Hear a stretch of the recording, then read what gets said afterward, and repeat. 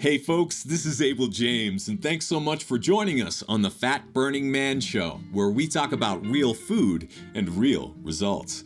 Are we being mind controlled? What's wrong with a sterilized culture where speaking out against the status quo gets you shadow banned and censored across platforms? When free speech and free expression on all sides are egregiously squashed by unelected technocratic powers with zero accountability, it's clear someone is trying to influence or control the conversation. That's why it's more important than ever to do your homework and think for yourself, especially when your health is concerned. You have to take on that responsibility. And joining us today is the perfect guest to talk through some spicy and timely topics. It's our friend, fellow podcaster, writer, and founder of Wild Foods, Colin Stuckert. Wait, Wild Foods, you might say? That sounds a lot like Wild Superfoods. And you're right, small company owners and creators like us could easily see each other as competition, but we'd much rather be friends. We need all the good people we can get to make it through this circus with our health and sanity intact. Colin is doing great work, and I'm honored that our messages and businesses are so aligned. But before we get to that interview, here's a quick note that came in from Paul. He asks, "Hey Abel, how are things? You could recommend a sugar-free protein powder to go with your green smoothies, please? I am now starting the Wild 30 challenge and need to lose 40 pounds as fast as possible. Any advice would be helpful. Thanks, Paul."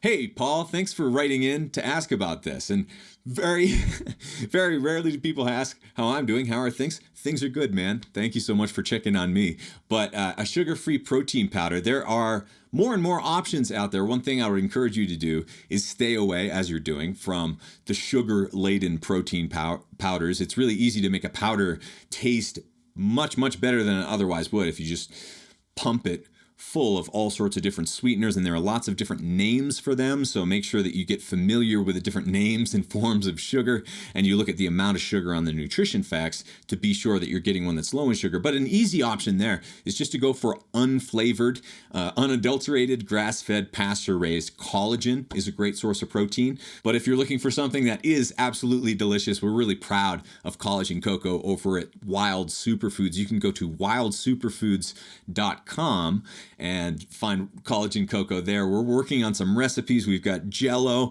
We've worked on gummies, brownies, some cookie options coming out. And of course, it's great just to drink or throw in your smoothie as well. So that's collagen cocoa, and every purchase at Wild Superfoods helps support this show. Right now, we're only in the US, but we are working on it. So hopefully down the road, we'll be able to ship internationally. And we also are working on a new app and some new, I don't want to announce too much, but some new products that may be right up your alley, Paul. And then you also mentioned that you're looking to lose 40 pounds as fast as possible. So a few years back, when I was working with Kurt Morgan on the ABC TV show to help him lose 87 pounds in just 14 weeks, I set up a few different tips just to get him started really quickly and to kind of accelerate the fat loss results that you can do from a dietary standpoint and a movement standpoint, but mostly dietary, over on a blog post. You can just go to fatburningman.com/rapid. You can go to fatburningman.com/rapid, RAPID. So that's the rapid fat loss program, where we've kind of used elements of these different tips over the years to not only help people like Kurt, who started at 352 pounds, lose almost 100 pounds, about 7 pounds a week for months on end, but also people like my friend Chaz, who we helped coach down to 3.5% body fat, and obviously he did most of the work there. You might not be aware that we've been running the fatburningman.com blog and podcast website for about 10 years now. So there is a wealth of information. You can just go in the search bar, look for different tips and recipes at fatburningman.com. But also, if you want the rapid fat loss tips for the wild diet, go to fatburningman.com/rapid. So thank you, Paul, for getting in touch. I always appreciate your questions and hearing from you. If you want to get in touch with me, the easiest, most straightforward way to do it outside of social media is abel@fatburningman.com. Just send an email to Abel, ABEL, at fatburningman.com. Let me know how you're doing. If you're looking for coaching, I get spots coming up every once in a while. But also, if you just want to dip your toes into this lifestyle, you can go to fatburningman.com, sign up for a newsletter, Twitter, and I'll send you some goodies. You can also support us over at Patreon by searching for Abel James and being a monthly contributor to this channel. It opens up group coaching and Discord. You can also go to fatburningman.com, drop a couple of bucks in the tip jar, and I'll even throw in a copy of my international best-selling book of humor, Designer Babies Still Get Scabies. You go get a free copy of the audiobook as a download with your donation to this channel as well. So all of you out there who have already supported us through Wild Superfoods by buying our courses through Wild 30 and fatburningman.com and our various cookbooks and the Wild Diet, Designer Babies, all the rest of it. Thank you. Thank you so much. We could not do any of this without you.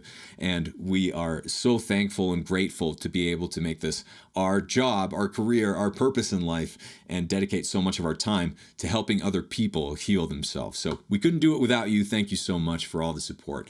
If you want to support this show, just share it with your friends. Click like, subscribe, all those alert buttons or whatever.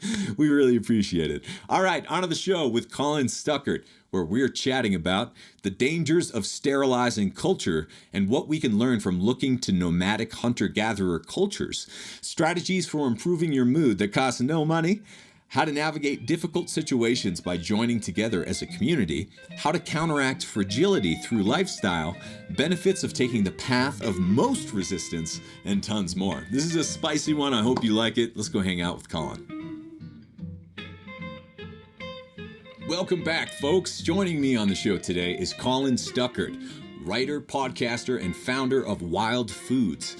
By understanding our evolutionary past, Colin believes we can reverse our failing health through a consciously designed lifestyle that eschews common knowledge from so-called experts. Colin is on a mission to save as many people as possible from the dangerous dogma promoted by bad science, big pharma, and big food. Colin, thanks so much for coming on the show, man.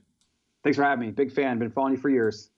Right on. Well, I've had a lot of fun catching up on your work. Not only Wild Foods, you're doing such an excellent job there, but your channels are nice and spicy too. And especially, especially recently, the conversation has shifted a bit for the people in the health space, having experienced being muzzled physically and figuratively online by being censored, shadow banned. So many of us, almost all of us now, have unfortunately experienced a lot of that ramping up, not just due to the pandemic or starting with the pandemic, but actually quite a bit before that. So let's start with one of the things you were talking about on your most recent video was conformism, and how a lot of people don't realize how they're subject to this kind of like behind the scenes subconsciously without realizing that there's no rational thought involved in the process. Yeah, well, it's this idea of that we're going to sterilize culture, right? Or we're going to homogenize culture. And I kind of made the point like that's the best way to make a fragile society, which will then lead to crazy things like every tyrant in history tries to change history or audit certain things, and they try to control the narrative and the message. Right. And sometimes these things are on purpose. Sometimes they're on accident. So what I do is I actually call these things accidental conspiracies, where you have like big pharma, big tech is even involved, because a lot of the big lobbyists or politicians, the people with money, they have their hands in all these different things, whether it's plant-based meat, whether it's now vaccines. Like there are so many of these private incentives that we have no idea about. And so some people are like, well, that's just a conspiracy. That doesn't exist. But it's like, wait a second.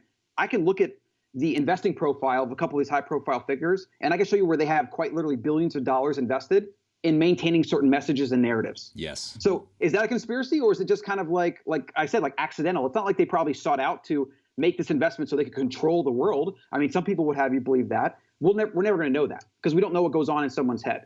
Yeah. Right. And so I actually believe that most people think they're doing good.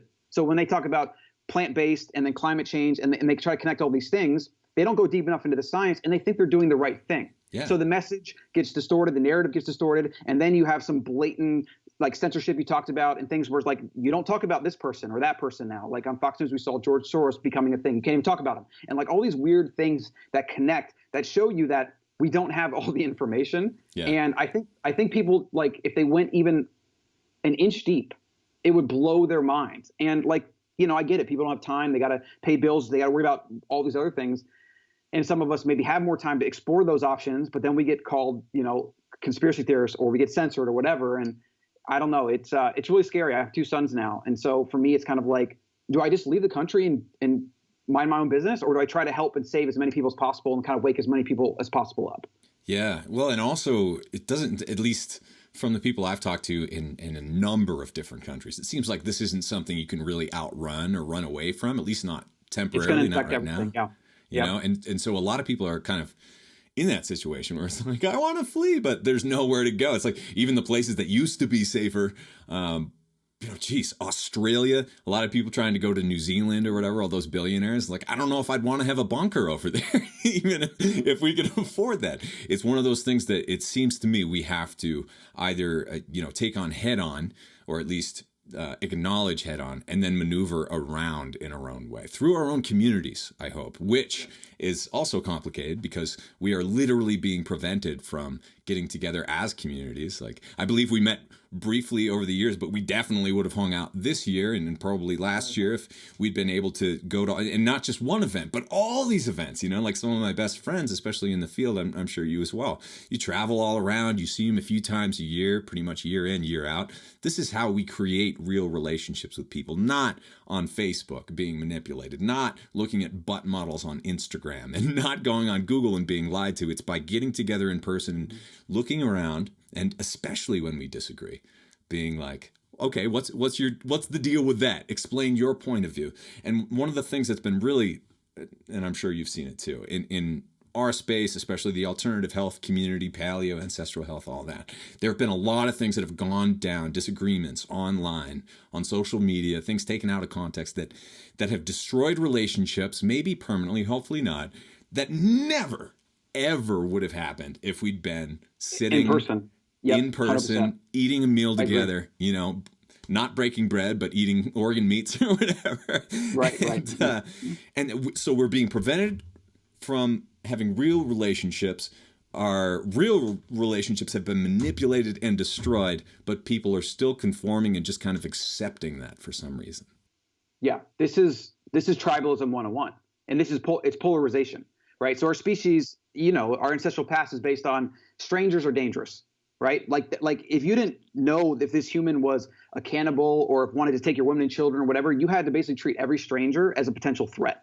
Right? And fundamentally, if somebody looks different than you, that's by default, it taps into that evolutionary fear that you're different from me. You could be a threat. Therefore, I need to be extra careful. And, don't even want to say racist, but tribalistic, whatever you want to call it. These are all outcroppings of our evolutionary past. Right. And so like the thing I get into, and I don't necessarily want to get into race or whatever, but it's like we're talking about the wrong things. We need to understand where these mechanisms come from. Then we need to talk about solutions and not just yelling at people, calling them names and talking about the problems, because all that to me does is it stokes the fire. Yes. Right. It does not put the fire out. It's not sand or water in the fire. It's literal gasoline on the fire. And so that's just one example. But the internet by design, like it was supposed to be this decentralized platform that brought equity and equal opportunity to everybody. And I've believed that forever. I've always been very pro-internet, pro-capitalism, pro-technology. But I actually see the current version of the internet as the greatest existential threat to humanity. Yeah, because I agree. The current version of controlling information, and basically you go on, you're the customer, right? You get a free service, you're a customer because you're sold to an advertiser. They then manipulate you to keep you on the platform. So they feed you up things you want to believe, you like commenting on and whatever, and they try to basically suppress things that challenges what you believe. So what this does is it creates a homogenized left versus right, us versus them, black versus white, et cetera, that it will just keep going on that way, and people will be pushed further to the polls, which will, by all accounts, the way things are going, will probably lead to some kind of civil war. Yeah. And then even people like that, or you're just being a fearmonger or whatever. No, I literally never paid attention to politics until 2020. I still don't even like paying attention to politics. But I'm just like, wait a second, censorship, freedom of speech, like these are the things that crumble societies. Yes. Right? And so like I said, do I leave? Do I do something? I've really struggled with it. I really have. And I've just kind of accepted that I need to cover it and, just do my best to not let it consume me too much, because like anything, the internet can consume me as much as it can consume someone on the other side, And it's been very cool to see you and others in the space step up and take those risks because, it's definitely a risk. Having a company too, like people could do whatever, cancel culture, the mob could come after you. And I've just I played those games in my head. I've decided I would never apologize unless I felt like it was actually needed. Like I'm not ever going to pander, but would I do that just for business purposes? Like, I don't know. I'd like to think I wouldn't, but it's hard to know when that happens. I do know that, I don't know. I think I'd be willing to get fired from my own company if that's what had to happen, like if I had to stand by certain ideals, like, and I would understand it from a business perspective to like soften the blow. But then on the other side, I would have my principles that I have to stand by, right? Because the more people that bow to the mob, the more power that's taken away from freedom of speech, and the more the censorship and this kind of crap is going to go on.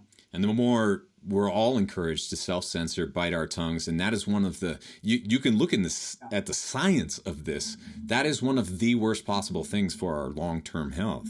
You develop serious disease through repression. My background is in brain science. I'm friends with a lot of psychiatrists, whatever. We talk all the time about this sort of thing. And what's happening behind the scenes that's not allowed to be acknowledged on media or social media or anywhere else is so dark and so damaging that we're going to have to take a lot of time and effort and intention to get out of this. And kind of what I see is there are more and more people being dragged into the conformists, the masses, the people who are supposed to have no opinion, just do what they're told, go to your job, clock in, clock out, don't say anything. And when you look back at what America stands for, and I've seen you take a few arrows, and I think you've seen me take a few as well, for standing up for some of these things that we believe. Not that America is perfect, and yes, we're two white men talking about America right now. I understand how damaging that can be and how scary that can be. But to your point as well, when you talk about race, when you talk about sexism, when you talk about all of this stuff, and that's all you're talking about, and you're just bickering about it, it's making it so much worse. And trying to like impose your values onto other people for whatever reason seems to be only okay on social media, but you're not allowed to talk about anything in person. You're not actually allowed to work any of this out or express your ideas. So I think the more that people right now can refuse to play that game where you're shutting up and you're sitting down because of your race or your gender or your ideas or your religion or anything else. No, don't do that. Be responsible for everything you say. That's extremely important. We can't just say whatever we want without responsibility. But as long as you're standing up for your beliefs and you're willing to, like you said, when you make a mistake, face it head on and be that example for other people, then that's how we're going to get through this. The more we shut up and the more we just do what we're told, it's scary. We've seen what that looks like from a health perspective. Looking around, we've both been involved in paleo and CrossFit and stuff like that for a long time. It's kind of like these little freaks of nature, the non-conformists, although they do conform to that little world. And then these other people have gotten considerably worse, from children to the elderly. Everyone seems to be fatter, sicker, and now even more depressed and suicidal than ever. Yes. And we've never conformed more. Yes. So where do you want to go from that? Because there's a lot of different points. I mean, it could be race, it could be health, it could be, talk about cooking. Like, let me know. What do you want to cover? Well, you were talking about Washington and some of the things that he said about free speech, because I think people, even that term has now been politicized and it's considered like conservative or alt-right or something. And it's like, no. Free speech is actually a thing, and so is liberty. And so, not that the founding fathers were perfect or whatever, but can you explain where they were coming from when they talked about those ideas? Yeah. And so, like, for me, my dad was a history major, but literally until 2020, I didn't realize how important history was. Yeah. I had always kind of dabbled because I read a lot of biographies, and I kind of, you get glimpses of history here and there. And I love Dan Carlin's podcast, Hardcore History is amazing. But like until 2020, I'm like, oh my gosh, like history is like, it should be an operation manual for what not to do in the future. Like that's really what it should be, And it's like, they've done research. I think it's 1 in 10 school age kids, maybe middle school, high school, don't even know what the Holocaust is. That's 10% of the population is growing up having no idea what the Holocaust is. And then you go deeper and they don't know like how bad it was or who was targeted or how many people died. Like the numbers in our school system are just atrocious. And guess what? Those kids are going to grow up to be the next generation that are going to run this country. And then we actually already see the byproducts of this. Look at California going bankrupt. Look at New York going bankrupt. Like, I actually hope these states do go bankrupt, because I think it's going to be a warning sign for the rest of the country. Maybe enough people will wake up to the reality that you can't just give free stuff out all the time. There's always a bill to be paid, et cetera. And then you can go into the rabbit hole of like fiat dollars and the whole Ponzi scheme that is the financial system. Mm-hmm. But I don't even want to go into that today, Yeah, maybe we'll dabble in that a little, because it is important and it's involved. It's very important, and it's connected to everything, right? Like, it's almost the reason that all this exists, because we don't have to pay the bill. Like, when you don't have to pay the bill for things and you can print fake dollars, you can have so much waste happen. And I think a lot of these outcroppings and these things that are happening, SJW culture, like it's from waste. It's from just extra money in the system that doesn't belong, or extra debt, extra time people had that they really maybe shouldn't have, because they would be taking responsibility for their life, you know? But back to your question about George Washington, he said that if freedom of speech is taken away, we will be led like lamb to the slaughter. And it's like, I've read that quote a few times and I've thought about it. And the more like I see examples of it, and the more I like connect it to history, connect it to what he experienced, connect it to what's going on now, I'm just like, he's so correct. He's so correct. Like, it's going to move us to something, like I said, Civil War, maybe World War III or whatever, because it's just going to keep polarizing people, right? And the more we censor what we deem as, I don't know, not correct information or false information or whatever, it just leads you more to that. And so when it comes to freedom of speech, there is the only thing that is not considered freedom of speech or protected under it is if you incite violence. Yeah. Everything else, if you want to be racist and say racist things, I mean, technically that is considered protected under freedom of speech. They're trying to change the law, so that's considered hate speech. Yeah. But again, it goes to your point of all we're going to create is a sterile, PC, fragile culture. And I'll give you an example kind of about the race thing, but it's connected to all this. I've been thinking about lately, like, what happens if you have white people in America that are afraid to give feedback to black people in America? Okay, let's just take the corporate level. But what happens if you have primarily white organization, and then you come into that organization as a black man or woman, and you want to do your job, you want to be successful, you're pursuing the American dream, and then everybody's so afraid to tell you anything. They don't even want to say, well, I don't really like that design, so can you redo it? They just basically accept it, then they don't use it, throw it away. All your numbers lag. Your performance reviews don't go up because you have no valuable feedback. And then you create this glass house around you to which you cannot, the individual, grow, right? And this feedback loop of going into the real world and letting the real world knock you around a bit, it happens to everybody regardless of skin color, sex, race, religion, creed, whatever. And if you don't have that, if you remove that, you get literally the people you're trying to protect apparently are actually going to be worse off as a result. You have to get feedback from the world. And that's why freedom of speech is literally like the number one way to prevent tyranny and to keep some kind of equilibrium in society. Yeah. And freedom of speech is more of a practice than an idea, right? It's more about being aligned with what you want to say, what you know you stand for, you know, and also even just to talk about racism a little more. Not that I want to, but it feels like right? we always have comes to up. some degree. I know. Well, because they're trying to make it a thing more than like resolve anything. It's more like the 60s when there were a lot of shadowy things that were going on. And it's just like, hey, look over here, write about this. People are rioting over it.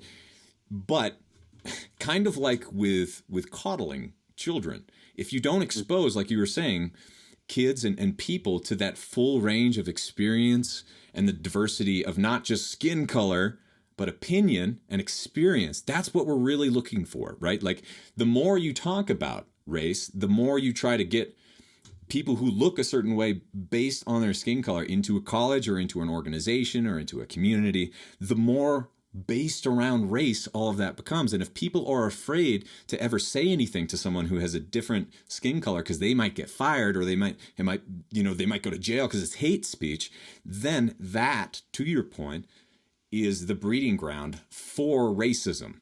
That's how racism happens and polarization. And polarization. So then it's black versus white, and you only have black companies and white companies. Like, that's the whole antithesis to what they're trying to accomplish. But that's literally what will be the outcome of the strategies they're taking.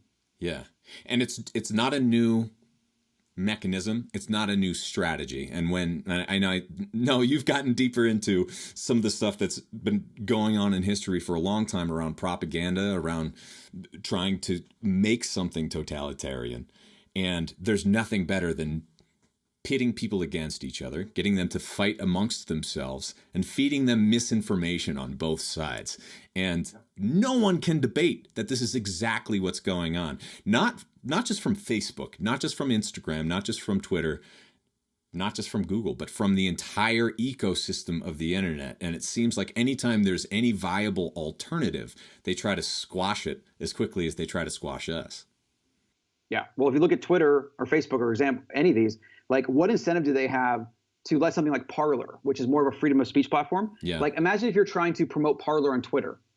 I mean, they could just say, well, I have to protect, it's against our guidelines, or it's we're protecting against hate speech or whatever. And all they have to do is shadow ban those tweets or whatever so that there's no exposure. And that's what these monopoly powers online have, is they have the control of information. Sometimes they do it on purpose. Sometimes they flip a switch and they're like, don't show this or do whatever. And sometimes the algorithms have gotten away from them and they have no idea why it's happening, but it's happening, right? And that's why the new documentary on Netflix, A Social Dilemma, is something, I mean, we already know. It's just confirmation for what I've been looking into for a while. But I think it will at least open up the door for people to kind of question some of it. Yep. I don't know if it's going to be enough. I don't know. It's hard to say. But really, like the way I see it, there either needs to be some regulation from a monopoly perspective from the U.S. government against big tech. I do think that's maybe needed.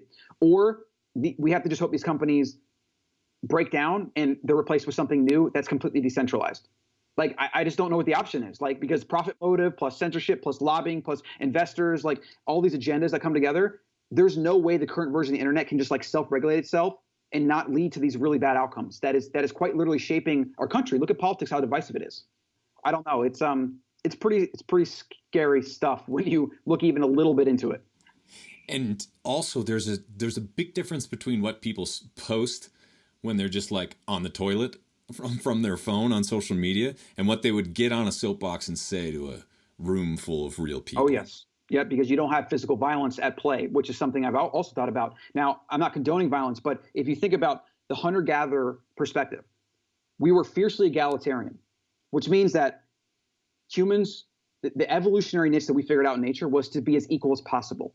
So people kind of like, there was no marriage in hunter-gatherer times. There was most of those examples of hunter-gatherers that have marriage or societies or some kind of hierarchy are almost always based on kind of more modern observations of hunter-gatherers, and based on whether they lived in like a fixed area and they had resources to protect. So whenever humans have resources that they want to protect, you get hierarchy, right? Which is basically all modern society is, okay? Yeah. But when you go further back in a nomadic hunter-gatherer where the entire tribe shared everything, voted on everything, and if you basically did things to threaten the group status, which is like if you were too much of an iconoclast, you could have been clubbed over the back of the head, or you could have been exiled, which would have also been a death sentence. So if you think about it, it's very contrary to human nature to really stand out and think differently. Like we're programmed through Mother Nature hundreds, thousands of years and even millions of years of primate evolution to kind of like work together, be equal, not have anybody too high or too low. That's why people attack the rich, and that's why people look poorly on the poor, right? That's why there's even bullying that exists to an extent. It's almost a way to kind of bring people that they perceive as lower up to a certain level so everybody can be equal,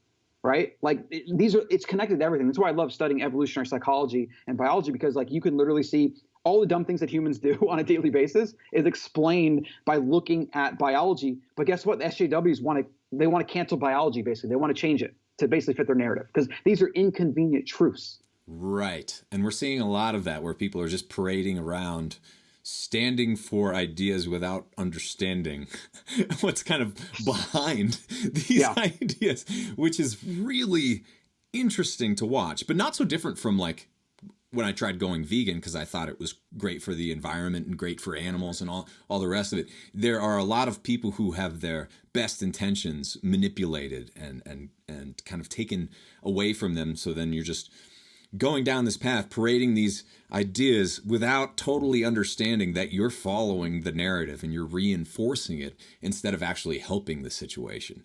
But as far as fragility goes, I don't think people have ever been more fragile. And how do you counteract that through lifestyle if we can't do it online? That's a good question. There's a lot of different variables. You've heard the phrase take the path, or we tend to take the path of least resistance. And so I try to sometimes think, okay, if there's a path here, even if it's just like I'm parking in this parking lot, what's the path of most resistance? Let me park at the end of the parking lot, right? And let me walk a little bit more. And the airport, when I used to travel, right, it was escalator, line behind escalator, and then stairs in the middle where nobody's on. And I just I don't want to feel like I'm superior, but I look at people and I feel bad for them that they don't even realize that they're just following in line like sheep, and they're not getting any movement and whatever. Just take the damn stairs. It's so simple, right? And so it's like we have to consciously develop ways to take the path of most resistance. And we have to do things that are not always cheap convenient and easy. And like, if you take this analogy further and you have things like, obviously, exercise, you can do it too much or too little, right? You can drink too much water, too little. So you're trying to find what Aristotle called the golden mean, right? The golden mean is kind of like the Goldilocks effect, like what's perfect right in the middle, right? And if you look at even something like politics, the further left you go and the further right you go, the more crazy it gets. But the closer you get to somewhere in the middle, the more likely you're to find truth, right? And the same thing with health. And so, like, eat real food, cook at home. The more you do that, the better off you're going to be, and then exercise, like get outside every day, get some sunlight, even if it's 20 or 30 minutes, it's better. It's literally 100% better than none, move as much as you can, exercise as much as you can.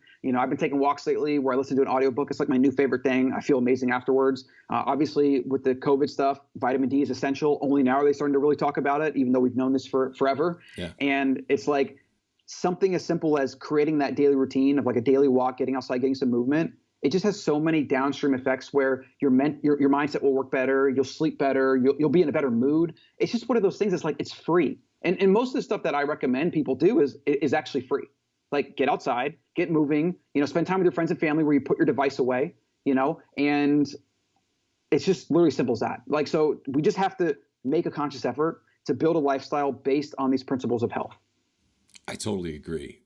What about small business? Because we both have small businesses. We've had several over the years. It's really interesting when some people looking in on what people like us do as small entrepreneurs, they're just like, oh, they're just in it to make the money. They're making so much money doing this stuff. When in fact you start these small businesses, you see pretty quick that the system isn't designed for small businesses to make money at all. It's very difficult to kind of get through these different thresholds where you can afford someone on your staff, then you have to pay taxes on your staff, and then you have to make sure that the sales are still coming in and the profits are good and all this different stuff.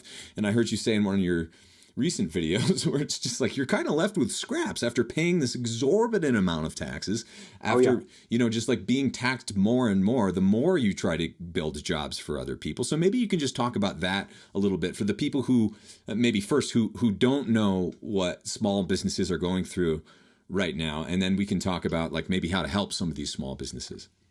Oh yeah, this is I'm very passionate about this, but also frustrated, because if you look at what's going on, we have the big corporations that have been mismanaged that get bailed out. So we've socialized the losses, right? Which again, that means we no longer have a free market capitalistic society. Yes. So everyone tries to blame capitalism. We do not have free market capitalism. We have crony capitalism, and we have crony politics. Okay, so that's the first thing we need to establish. And so that's why a lot of this stuff like around blaming the rich and whatever is nonsense. It's like, I mean, guess what? All the people that you guys are voting for are letting these corporations get in bed with politicians, and they want to have the government take more money and then dole it around. And like, they've never done it effectively. They never will do it effectively. So like, what are you talking about? But aside from that, the small business discussion it is really brutal. I mean, with Wild Foods, it was like 5 years before I could take like even like enough profit from the business plus my salary to make like middle.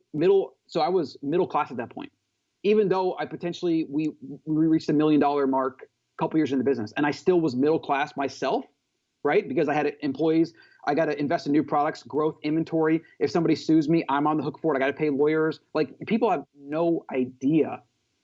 Politicians have no idea what it's like to run a business, which is also why they're so bad at running government. Right. Because the government was treated like a business, and you had profit and loss, and you couldn't just print fake money, things would be completely different.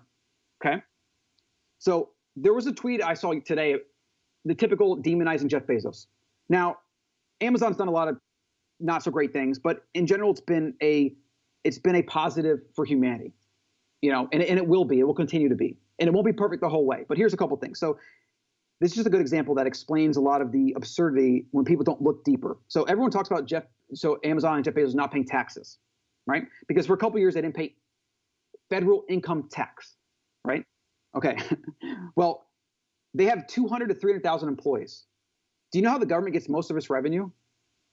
From employees, W-2 employees, where the employee pays some and the business has to match it.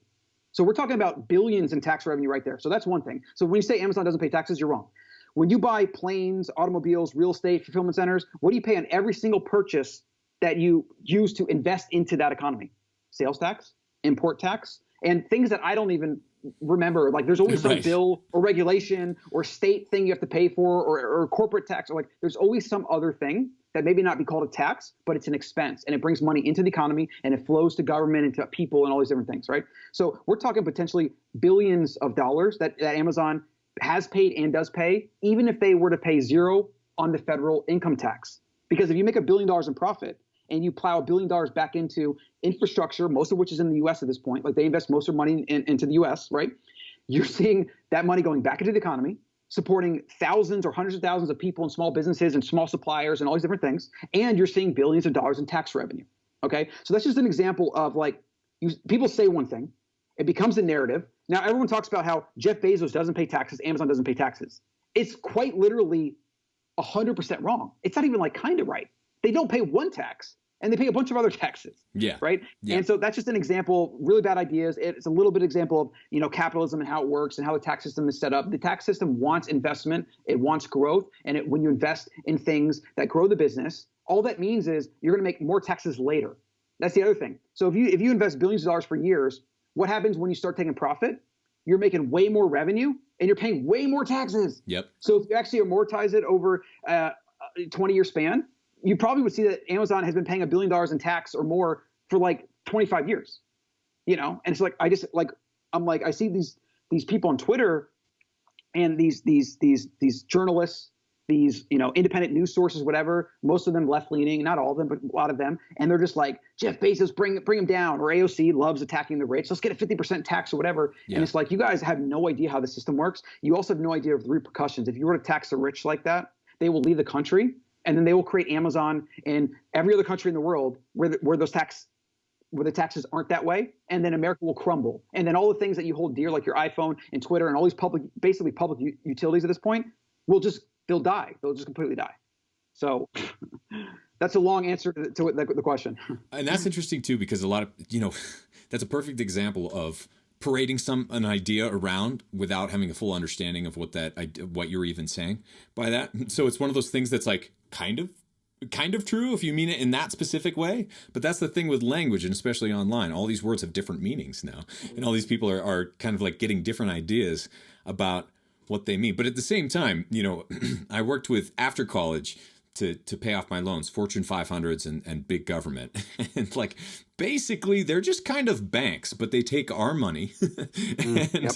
And like the idea though, that you need to tax the rich people more is an interesting one to unpack and examine, because, okay, we agree that kind of what the government is doing is not working well. So let's see if we can follow this. So we should have them take more of all of our money, rich and poor, and then just do whatever they want with it still? That's the solution? Exactly. Yep. It's the wrong question. The question should be, do we need big government or not? Yes. And like the question should be, how big should the government be? And the question should be, what did the founding fathers have in mind? Limited government, which is why you have the checks and balances. Is that working? Or have we just basically papered over it with new laws and amendments because the people that get in power started promising to give the voters things, and then when they got on that drip, that was the end of the republic? And there's some quote I've seen, but it's basically like, the quote is, the second that politicians realize that they can pay people with their own money, right? They can use taxes to give people things, the republic is over. Yeah. And that's basically what we have. We have, in some cases, a failed state in America.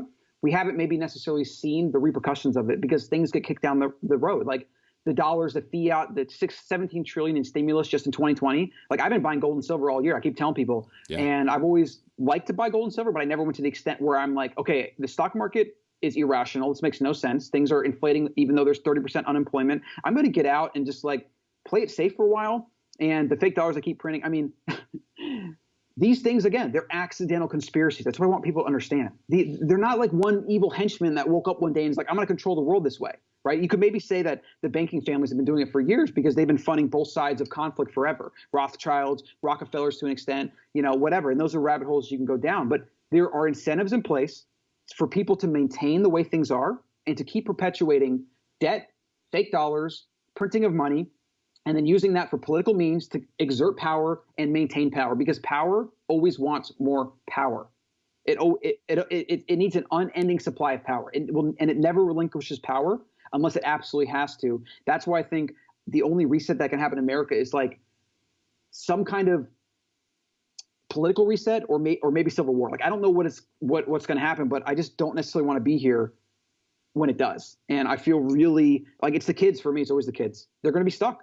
You know, these kids are growing up having no idea about most of the stuff. They're being fed lies and propaganda and indoctrination, and they're going to basically grow up inheriting a destroyed country, basically, is what's going to happen. And it just kills me. Yeah. Well, kind of like we did, though. You know, we growing up, looking at the generations before us, it is a fundamentally different place. And one thing that I am seeing, and I think it's one of the reasons that people don't go down these rabbit holes, or they don't do the education on themselves that they should to really understand what's going on, is, you know, for a lot of people who are in the generation that's a bit older than us, you could kind of do the narrative. You could get a job, you could work it. You could afford a house, you could afford a car, you could raise a family, and the rest of it without too much trouble. You save some money, it's and retire, not a big deal. And you retire, get paid some stuff, right? Yep. You get your pensions, but for our generations, and certainly the generations below us, we're looking around, it's just like, okay, been paying into Social Security. I don't have faith that that's going to be there. There's Medicare. It's like we haven't been able to afford health insurance, even though we've been working in the field of health for years. And like, it's such this monstrous mess that we realize, oh, maybe we have to do something here. Maybe we have to take this on. And now we're looking at the generations coming up. One thing that you know helped me feel a little bit better was reading a few quotes and listening to a few people saying, yes, a lot of people who grow up in these sorts of environments will be weaker and dumber because of it. But a lot of people will be stronger because of it. The anti-fragile type idea. And I get the impression that that's how you're trying to raise your kids. But how do you do that in this sort of environment? Yeah, there's a lot of variables here, and two things that are call outs from what you just said. This makes me afraid because the trends are heading towards the bulk of the majority of the population to become more fragile. Yes. Right? We're still like outliers of outliers almost. Like, we don't even realize, because we're kind of swimming in it. Like, we're in the water that we don't realize, whereas most people are in this water that we're not in anymore. And that's like 99% of the population, right? And all the big tech and the censorship and all those things are connected to maintaining that. So it does. That's one of those emotions I've struggled with in 2020, is feeling like, do I have to just accept that the rest of the world has lost its mind and just further going to lose its mind until there's some kind of great reckoning? It's like, or do I like just come to terms with it, you know, be stoic, where I accept what I can control, what I can't, and, you know, come to terms with it, and then like do my best. And that's kind of like the area I'm focused on now with like doing more YouTube and stuff. But it's still frustrating because like you want to have a big enough reach. You want to see people like open up more, and it is happening a little bit. Like the COVID stuff is waking people up a little bit, but it's like before this we had 50% obesity rate. Before this, we have about 1.75 million people, I mean, still to this day, dying from heart disease, cancer, diabetes, Alzheimer's. And basically the top 10 ways that people die in America, all of them are preventable lifestyle-related diseases, whereas one is accidental death. There's only one on the list, right? And it's like, where was the outrage then? Right. Where were people mad and talking about how we need to ban fast food because people are killing themselves, right? Like, now it's about masks and all this false sense of security.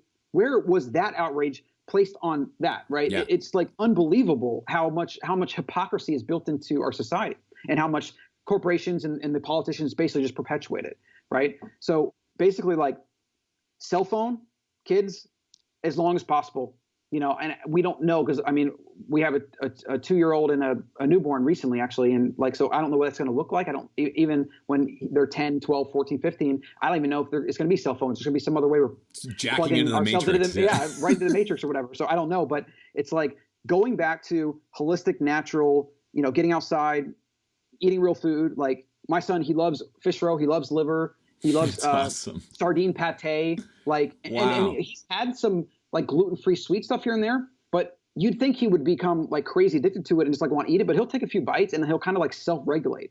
And wow. So really what I think parents' job is to do the most is to remove themselves from their children's lives as much as possible. Now, that sounds weird saying that, but human nature and biology has way more intuition than humans of 2020 have. Yes. Okay. So ideas like scientists say you should let your babies cry it out. Scientists, you know, say that, you know, if it's going this long in a pregnancy, you should get a C-section. Like, all these things that since having children I've been forced to look at. Let me just tell you in the audience, almost every single thing that is normal in American culture or Western society is unnatural. Like literally almost every single thing. And so some people call it taking the red pill, but I mean circumcision, natural births, home births, medical system, big pharma, big food, processed food, fat is bad, carbohydrates, sugar, like literally the list goes on. Every single thing that most people think is the right way because the experts say so is based on a profit motive. It's sometimes based on politics, and sometimes it's just an accidental conspiracy that has happened because a lot of complex things came together, you know? And when you like take the red pill, you realize that it's only you to take care of your life, your health, your family. And if you delegate anything to experts, you're taking a risk. Even listen to us on the show. Like everything that we say should never be gospel. It should be, here's some ideas. Let me run them through my critical thinking analysis. Let me come up with like a list of things that I agree with, don't agree with, and I'm going to do, right? And if I really, really want to know, let me actually read the research studies. Let me not just like read the headlines or a short video or what Colin said on a podcast or a video. Read the freaking research and then find out, was it performed well? Was it bad? Who was it funded by? Did Coca-Cola fund this research? Maybe that should raise a red flag, you know? And it's like, you could do that with every single thing in your life. And it's really, you know, it might take a couple of years of evolution, but then you'll have this new life that is based on this framework of biology, of truth, of sometimes we don't know certain things, so we gotta take the best path and not based on making money or agenda or whatever. And you can live a pretty amazing life. And by all accounts, live to be 100 years old as long as you don't accidentally kill yourself. Yeah. Well, and it's also interesting looking at the stated intention of governments, the controllers.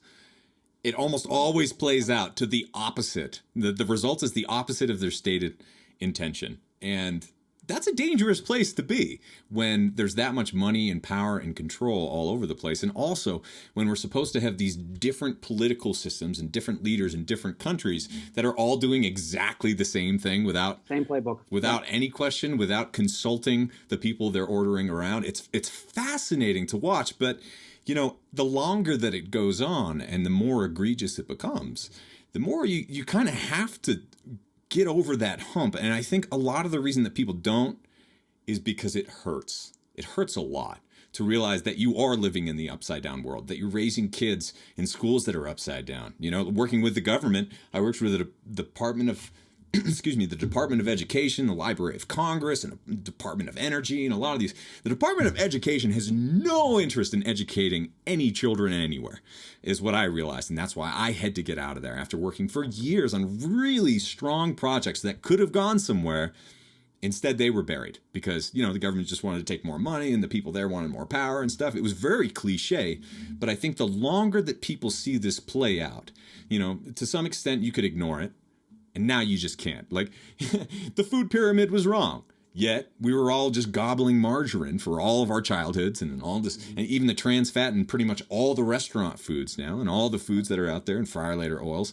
It has not made anything better. The stated intention to make people healthier, to eat better, to improve the environment, the opposite has happened everywhere. So at some point you have to take that painful step, I think, to understand that we are living in this really dangerous, kind of hostile world. And oftentimes, I wasn't raised in that world, you know, like I wasn't raised to believe that this is what we were getting into, especially when I went to an Ivy League college. I was not prepared for the world that was presented to me after that, with a lack of ethics, with a lack of transparency and accountability. And you think that people are going to do hard work and deliver on their promises. And for whatever reason, it seems like we need to be raising our children in the next generation in a world that is less comfy and less safe than that. And we should focus less on safe spaces and focus more on resiliency. Yeah. And something I want to just market for the whole kind of take responsibility, red pill, whatever you want to call it, wake up. Every single thing that anybody listening to this wants in their life will be improved by challenging the way it's done now in doing something different. Okay, because like I said earlier, I said every single thing that is normal is not natural, pretty much across the board. It's not optimal. And even if it's kind of natural, it's probably not the best way to do it, or there's ways to optimize above it. So like you have to literally take everything. So if you want to look good naked, if you want to sleep better, perform better, if you want to make more money in your job, if you want to start a business, like if you want to do all these things and live an amazing life and travel, and like there's like when you realize that you don't have to just become a debt slave, you don't have to have like 2-car, 3-bedroom garage with a 30-year mortgage. Like there's so many other ways to live. The internet, this is where the internet shines, because the internet can literally, I can go to Philippines right now and I can still run my company. I could go anywhere, sit on the beach, run my company as long as I had internet connection, right? I actually now live an hour outside of Austin. We have 10 acres and I don't even really have to go into Austin anymore. That's great. And so it's like, and we still run it and the whole team has become remote, right? Now I do feel for the small businesses that they can't do that. And I think it's absolutely disgusting what the government has done, where they're like, yeah, here, we're pro-business, invest your money, your livelihood into this brick and mortar, but then we're going to just decide you're not essential. Like, it just boils my freaking blood. Like, and I've told people, like, I'm lucky that my company has been able to kind of be okay during this time, because I would have been urged to some vigilante stuff. Like, I don't even know what it would have done to my mindset. If you were taking basically my livelihood, what have I invested in, my future's family, and you were telling me that it's not essential or whatever, it seems pretty damn essential to me and my kids and my future and all the money I invested into this thing and all the taxes I've been paying. And also, who are you to say what's essential and not never essential? run a business in your life, and you have no idea how it actually works or what we have to go through. It's unbelievable. So, but the marketing piece is, if you want a better life, take everything that most people do, like literally anything or everything, and figure out how to do it either completely different or better, and you will literally achieve every possible dream you could fathom. Like, most people want the same things. We want security. We want to raise our kids. We want to be healthy. We want to be healthy. We don't want to spend a ton of money on healthcare. We don't even really want to spend a ton of money on food and things like that. And there's definitely ways you can do that when you break from the system, But if you want to do anything exceptional, you have to realize this simple fact. If you do what most people do, you will get the same results as most people. It's really as obvious as that. You cannot think the way everyone else thinks and expect your life to be any different than those people you're thinking like. Right. And it's hard to do. And you might have to like curate some people from your life, maybe even tell them I can't see you for a while. And like, people are a huge environmental factor that most people don't really like realize, because they don't, it's hard, but it's like, if you're an alcoholic or you're struggling with drug abuse and you're hanging out with people that are alcoholics that are drug abusers, like, what do you think you need to do? It's pretty freaking obvious. But it's the same way for food, lifestyle, even how you think. Like, if you want to think differently and do different things in your life, if you want to be an entrepreneur, get your family as a bunch of doctors and they think entrepreneurship is evil or something, like, you're going to have to do some things differently, because you're not going to mitigate that environmental factor without doing something consciously to mitigate it. And so I just really want people to wake up and build lives for themselves, think differently, and just like flourish, really just flourish. So for some of the small businesses and entrepreneurs out there who are listening, what have you been able to learn from the past few months and years of your experience to help them out? Because I've never seen anyone, especially small businesses, having such a hard time, especially the gym owners, the restaurants, all sorts of different businesses. But there must be some way to adapt through this. Yeah, it's tough. But as it goes with anything, that is any change can either make you more fragile. You can be robust to it where you just kind of stay the same, or you can be anti-fragile where it makes you better. Right. And that's why I would recommend every business owner, or really anybody, read Anti-Fragile by Nassim Taleb. That's the first one. I would recommend reading all his books, and then trying to think about it. So what can I do? Like, is this an opportunity in disguise? So I'll give you an example. We did have a brick and mortar in Austin. So we had a coffee shop in front, and then we had like production in back. I was negotiating with my landlord to kind of renew the lease. This was literally at the end of last year. And out of nowhere, he kind of like flipped the switch and got all mad about this thing. And like, he wouldn't renew the lease with me, even though we like negotiated a good deal. And I was like basically just on the phone letting him yell at me for 10 minutes, just trying to like make him calm down so we can get the deal done. And eventually it fell through. That actually turned into really good timing, because I would have been paying higher rent, double the rent for basically up until this point, maybe wow. We could have been open a little bit, but like the government would have told me we probably couldn't have been open for like 6 months. Jeez. Right. And it's like, I would have actually defaulted on that. I probably would have not paid it. So it would have not only hurt him, but it would have hurt me as well, And so that was an opportunity that I'm so glad it happened.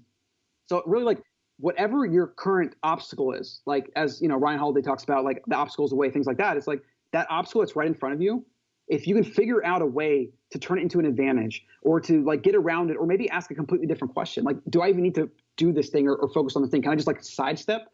So many problems are actually opportunities in life. I mean, almost everything in your life can be turned into an opportunity if you pull from it what you can, discard what is not useful, and then make what is your own. I think Bruce Lee said that, or something like a quote like that, right? Yeah. So you really have to just embrace technology, embrace maybe mobile training, online classes, like try new things, do like Zoom calls and take on like coaching clients for nutrition maybe or whatever. Like there's so many things that you can do that a lot of people right now are actually building businesses based on these things that have happened, right? And so there's massive opportunity now, but it's not going to be doing exactly what you did before. Yeah. Right. Yeah. So like that's the delineation. One thing that's been really helpful for us over the years is let go of the stuff that's not working anymore. Even if it should still be working, or it was working really well before, you have to let it go. And also you have to be able to downsize sometimes, which is really, that's one of the hardest things. Don't let your ego get involved. Just literally, I used to have that when I was younger, starting businesses. I wanted to own 3 businesses. I wanted to do this. I wanted a certain size. And then as you evolve as an entrepreneur and you're like, none of that matters. Like, it's like, look at your business, what's going on, what's best. And really the advice is always to stay as small as possible for any business. I mean, if you look at big companies and raising venture capital and all the nonsense that goes on with that, it's just a result of having too much and not going through the trial by fire. You know, the trial by fire is what forges you. You know, they say, Bible said iron sharpens iron, right? You don't get strong because some soft thing is banging up on you. It's when like something really hard is banging up on you that forms you into who you're going to be. And you either let it break you and make you worse, like more fragile, or it makes you stronger. Yeah. Yeah. I love that. We're just about out of time, but before we go, maybe just a little bit more on the devaluation of the dollar and kind of the alternatives out there, just because like I really haven't talked about it on this show, but I'm really into it. This is kind of like a big thing behind the scenes that I've been into. So let's just talk about that for a couple minutes. Yeah. So first is not financial advice. This is literally what I've done, right? So nothing I'm saying is what I recommend people do, but it is what I've done when I did my own research. Okay. So I've bought, I'll just give a quick allocation so we can paint a picture. I've probably took most of my money to stock market. I then bought about like a 40 to 60% of gold and silver. So I bought more silver because it's undervalued. And then I bought a little bit of gold, right? So both are good to have. You can learn the pros and cons of each. I recommend everybody does. I think silver is probably the best for most people. Gold's way less volatile, more stable. So there's pros there. So I just like to have both. Then I probably took 15% of my net worth and I put it into Bitcoin. So that's, again, 50%? Do your research. 15. Oh, 15. Okay. 15. But I actually believe that it's probably has the highest upside. Because it's going to be so needed, but it is the most risky, right? Because it has the least amount of history behind it, right? And so, like, even just a 10% or 5% exposure, having a couple could be huge. And so, I did that because a couple things. The Fed, which is the private bank, most people think it's a government institution. It's actually a private bank where most of the big banks in America are shareholders and they get paid a fixed dividend, right? So they print money. Every time they print money, they dole it out to their rich buddies. And of course, they might dole it out to investment firms in certain areas, whatever. But generally, when they print money, the owners of the Fed benefit, right? So again, we see those incentives lined up where you could call it a conspiracy, maybe not. It just is what it is, right? And we've had the Fed for like 70 years. So when they created the Fed and they basically started printing money, the US dollar has lost about 99, it's either 97 or 99.7% of its value. I think it's 97%, meaning $1 in 1915 could buy you like, I don't know, whatever could buy you. Now it's like 100 or whatever it is, okay? And so they're doing this more and more, and that's why every so often we have these boom and bust cycles, and they're so bad. So the 2009 crisis, that was so bad. And basically what most people don't realize about the COVID in 2020 is we were in a recession leading into COVID. Everybody thinks that COVID caused a recession, depression, whatever. And this is why some people go into the conspiracy theory of thinking that it's connected. I don't know if it's connected, but I know one thing for sure. Never let a good crisis go to waste. It was inevitable. It was going to happen anyway. Exactly. And so this just accelerated it, and it gave them a smokescreen to do. Basically, we're at $17 trillion in stimulus. They can't even count to a trillion. It's insane. Like trillion for our human minds is so much more than we could ever fathom. Yeah, we have no idea. We can't comprehend it. And so what this does is it creates inflation. When you print a bunch of money, you get inflation, which means people value it less and they lose their trust in it. And I mean, it's been going on throughout history. The Roman emperors used to debase coinage, where they would take something that had a bunch of precious metals and they would fill it with like cheap lead and copper and other things. Yep. And when merchants and citizens caught on, they eventually were like, I'm not taking that. You know, the government's been doing that. And this is why every fiat dollar system collapses, because you create more of it. There's no scarcity. Scarcity goes. The trust goes as a result, and it's this eventual demise. And every fiat currency in history has collapsed. The only one that's still going is the British. I believe it's the pound. And same thing with that. Like it's basically worth a fraction of what it used to be worth. Yeah. Okay. So if you hold dollars, and this is a tricky topic because you want to have dollars in case like you can buy things, but like for like the next 5 years, let's just say you're holding money for 5 years or holding investments, I would not just have dollars in my bank account because you're going to lose money every single year. And when we hit hyperinflation, it's very likely we'll have what's going on in Venezuela to here, right? Which is an ounce of silver is worth, it's like 100,000, I think it's Bolivia or whatever their currency is. It used to be like, I don't know, 50, 100, it's 100,000, and that's when people are going to be carting wheelbarrows of dollars around the streets. Now, I don't like to be too sensationalist about this stuff, but this stuff has been going on for a long time. So we don't know what the correction looks like. We don't know if it's going to be like your grass-fed beef goes from $7 a pound to 50. Like I could see that happening at some point because usually inflation hits food prices. Yeah. So it's hard to say, but at the very least, let's say you put like 10 to 15% of your net worth in some precious metals, maybe some Bitcoin, maybe have just one Bitcoin just in case it skyrockets. And then if the rest of your money collapses, it's quite likely that small hedge is what they call it hedge, will make up the difference. So at the very least, in a kind of like most obvious case scenario, you'll at least maintain your wealth, right? What's very likely to happen though, because so few people own these assets and because so many people are addicted to dollars and there's so much debt in the system, what's likely to happen is a crazy revaluation of gold, silver, and Bitcoin because there'll be so much demand for it that the holders of it today will likely, we're talking like some people will become wealthy overnight that might have had a little bit, like a couple $1,000s or maybe tens of thousands or hundred. You potentially become a millionaire overnight if we revalue these things in a certain way, right? Yeah. I hold them for the small upside chance that can happen as a small percent of why I hold them. I hold them mostly because I can control my finances and the government can't steal from me. And this is the final note I'll say on inflation.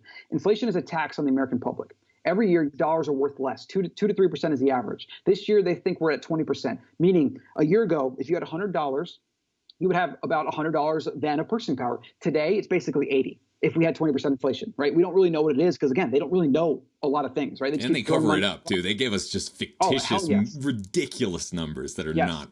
Oh. Yeah, and they call them these fancy names, the TARP Act, as if we're going to save everybody, or like they'll come up with the Freedom Act, right? Which is just a bunch of phony money floating around. Yeah. So the only way to protect yourself is to own real money, is what I call it. So gold and silver is real money. Bitcoin, I believe, will probably be like the realest money of all time. It's the best. There's a lot of pros going for it, but it's still the most untested. So we don't know what's going to happen. And I own each as a result. And I throttle my numbers to represent that. Yeah. And so like, again, if you just owned a little bit, like I got this silver bar on my computer. I just like looking at it. Like this thing is 10 ounces of solid, real physical metal that I can hold that the government can't take. It can't print away or anything. And that's why these have value because the government can't just make it out of thin air. Yeah. And the same with Bitcoin. You just can't make Bitcoin out of thin air. It's very time intensive and energy intensive to create it, which creates the hardness of it. And it's really fascinating stuff. Everybody should learn about this. Like if you have money and you're buying things and you live in this modern economy, maybe you should understand how the dollars work, how fiat dollars work, how precious metals work, et cetera. I highly recommend it. I totally agree with you. And I had a fancy, expensive education, and they taught me zero about this. This is work you have to take on yourself, Yep. Well, Colin, this has been such an awesome conversation. I would love to talk all day, but what's the best place for people to find you and your work? I'm on YouTube now. My name, Colin Stuckert, and then my new website, colin.coach. I got all my articles and the podcast, The Ancestral Mind, and everything I'm doing on YouTube and everything. And then I'm on Instagram, which you can find there as well. Right on. We need you more than ever, Colin. Thank you so much. We need people like you too.